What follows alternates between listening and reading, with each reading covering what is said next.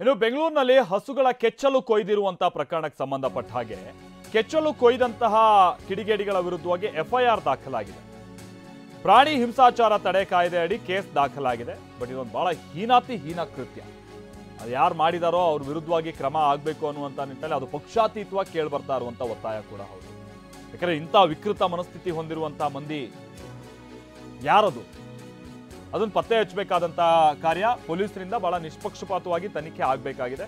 ಸದ್ಯ ಈಗ ಆರಂಭಿಕ ಹಂತ ಅಂತ ಅಂದ್ರೆ ಎಫ್ಐಆರ್ ದಾಖಲಾಗಿದೆ. ಹಿಂಸಾಚಾರ ತಡೆ ಕಾಯ್ದೆ ಅಡಿ ಕೇಸ್ ದಾಖಲಾಗಿದೆ. ಅವ್ರಿಗೇನಿದು ಬಹಳ ಶಿಕ್ಷೆ ಆಗ್ಬಿಡುತ್ತೆ ಮತ್ತೊಂದು ಅನ್ನುವಂಥದ್ದಲ್ಲ. ಬಟ್ ಅಂಥವ್ರು ಯಾರು ಅವ್ರಿಗೊಂದು ಛೀಮಾರಿ ಹಾಕೋ ಕೆಲಸ ಆಗಬೇಕಾಗಿದೆ. ಯಾಕಂತಾರೆ ಇದು ಬಹಳ ಹೀನ ಕೃತ್ಯ.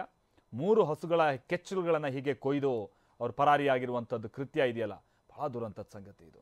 ಸೊ ಇಲ್ಲಿ ನಾವು ನೋಡ್ತಾ ಇದ್ದೀವಿ, ಇದೇ ವಿಚಾರ ಈಗ ರಾಜ್ಯಾದ್ಯಂತನೂ ಕೂಡ ಬಹಳ ಆಕ್ರೋಶಕ್ಕೂ ಕೂಡ ಕಾರಣ ಆಗ್ತಾ ಇದೆ. ಹಲವೆಡೆ ಪ್ರತಿಭಟನೆಗಳು ಕೂಡ ನಡೀತಾ ಇದೆ. ಜಗದೀಶ್ ನಮ್ಗೆ ಇದಕ್ಕೆ ಸಂಬಂಧಪಟ್ಟಂಗೆ ಮತ್ತಷ್ಟು ಡೀಟೇಲ್ಸ್ ಕೊಡ್ತಾರೆ. ಜಗದೀಶ್, ಎಫ್ಐಆರ್ ನಲ್ಲಿ ಏನೇನು ಉಲ್ಲೇಖ ಆಗಿದೆ, ಏನ್ ಡೀಟೇಲ್ಸ್ ಲಭ್ಯ ಆಗ್ತಾ ಇದೆ ಜಗದೀಶ್?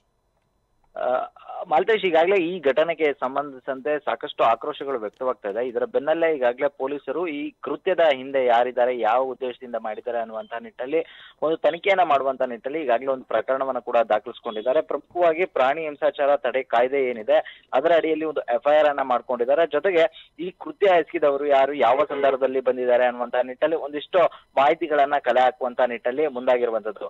ನಿನ್ನೆ ರಾತ್ರಿಯ ಸಂದರ್ಭದಲ್ಲಿ ಚಾಮರಾಜಪೇಟೆಯ ಏರಿಯಾದಲ್ಲಿ ಈ ರೀತಿಯಾದಂತಹ ಒಂದು ಘಟನೆ ಆಗಿರುವಂತದ್ದು. ಸದ್ಯ ಈ ಘಟನೆ ಬರುವಂತದ್ದು ಕಾಟನ್ಪೇಟೆ ಪೊಲೀಸ್ ಠಾಣಾ ವ್ಯಾಪ್ತಿಯಲ್ಲಿ. ಹೀಗಾಗಿ ಕಾಟನ್ಪೇಟೆ ಪೊಲೀಸರು ಏನಿದ್ದಾರೆ ಅವರು ಈ ಪ್ರಕರಣದ ತನಿಖೆಯ ನೇತೃತ್ವವನ್ನು ವಹಿಸಿದ್ದಾರೆ.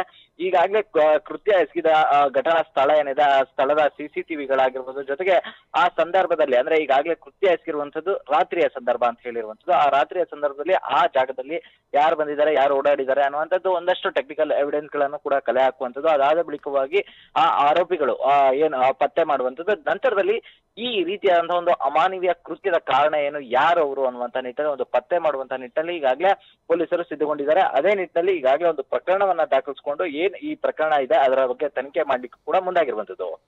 Maltesh, thank you Jagadish.